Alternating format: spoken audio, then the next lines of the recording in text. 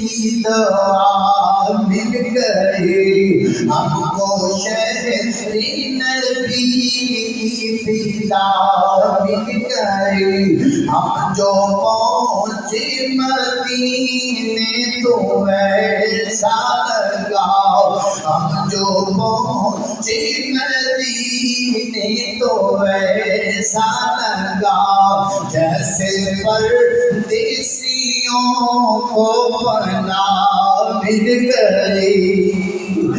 دادا میں قربان جاواں، میرے نبی دی مسجد نبی ہے، میرے نبی دا مصلی ہے، میرے نبی دے مصلی تے حضرت عمر فاروق کھڑے نے، جماعت فجر دی پہ کڑواندے نے تے قرآن پاک پہ پڑھدے نے۔ قرآن پڑھدیاں دی حالت دے اندر آپ تے ابو لولو نے جناب حملہ کر دیتا، تلاوت کردیاں آپ تے حملہ کیتا گیا، قرآن پڑھدیاں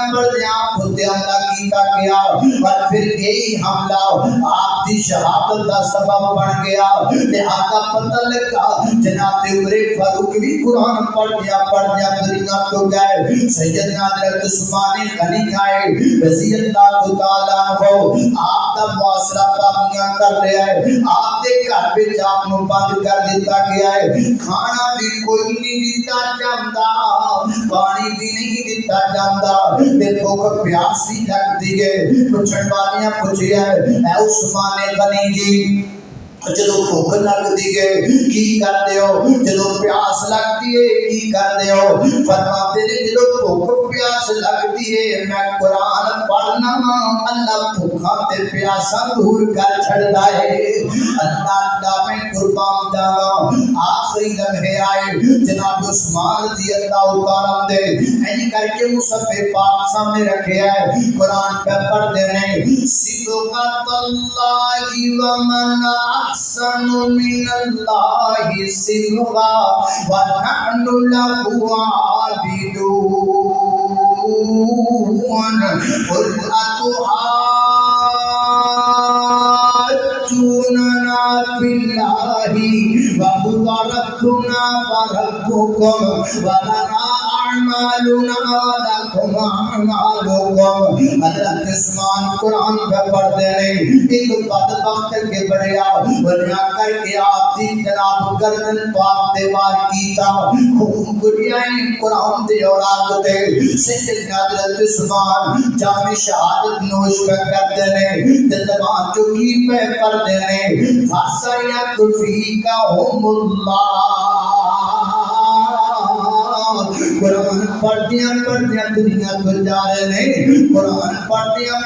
دنیا تو جا رہے ہیں۔ میرے تیرے بڑے انہاں قرآن پڑھیا کرتے سن، اللہ میں قربان جاواں، اللہ تیری وقار توجہ کرنا۔ سیدنا حضرت ابو ہریرہ رضی اللہ تعالیٰ عنہ کے گھر میں ساری رات 12 مہینے قرآن پڑھا جاتا تھا، ساری رات 12 مہینے۔ گھر کے 3 افراد نے، ایک حضرت ابو ہریرہ نے، ایک آپ کی زوجہ ہے، ایک آپ کا خادم ہے، تینہ رات بنڈی ہوئی ہے۔ پھر حضرت ابو ہریرہ سو گئے، حضرت کی زوجہ محترمہ سو گئیاں، جناب خادم قرآن پڑھ گئے، پھر آپ کی جناب بیوی قرآن پڑھ دیئے، پھر رات کے پچھلے سے حضرت ابوبکر سے حضرت ابو ہریرہ خود قرآن پڑھ دے رہے، ساری رات قرآن پڑھیا جا رہا، ساری رات یعنی کلمہ پڑھنے والیاں دے بوبے دے اگے ساری رات کنجریاں پڑھیاں نچدیاں نے، اج قرآن دا دعویٰ کرنے والیاں دے بوبے دے کے ساری رات شادی دے خسرے پہ نچدے نے، اج کملی والے دا مرید بنن دا دعویٰ کرنے والیاں دے بوبے دے کے ساری رات شراباں پیندیاں جاندیاں نے۔ پر تو بھی امتی ہے، ابو ہریرہ دی میرے نبی دا امتی ہے، تو بھی کلمہ پڑھیا ہے، ابو ہریرہ نے بھی کلمہ پڑھیا ہے، تو کلمہ پڑھ کے ساری رات ندریاں دے چلنا، انہاں کلمہ پڑھ کے ساری رات قرآن پڑھیا۔ دس میں تینوں مننا کہ ابو ہریرہ نو مننا، دس میں تیرے بل بیٹھا کہ جناب ابو ہریرہ بل بیٹھا، گل سیدھی سیدھی ہے، گل صاف صاف ہے، تو جھوٹا امتی لگنا ہے، ابو ہریرہ سچے امتی نے، سچا امتی بن جا، کبھی نہ پکا امتی بن جا، میرے نبی دا سونا امتی بن جا، قرآن پڑھیا شرف دے نال نبی پاک علیہ السلام دے دو صحابی نے